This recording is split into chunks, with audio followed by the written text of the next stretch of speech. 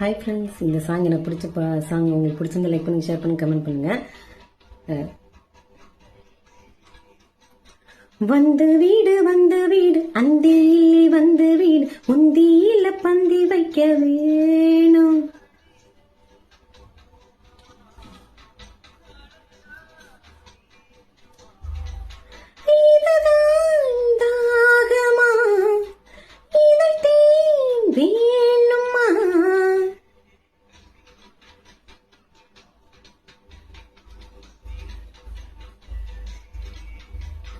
வந்து வீடு அந்தியிலே வந்து வீடு முந்தியில பந்தி வைக்க வேணும்.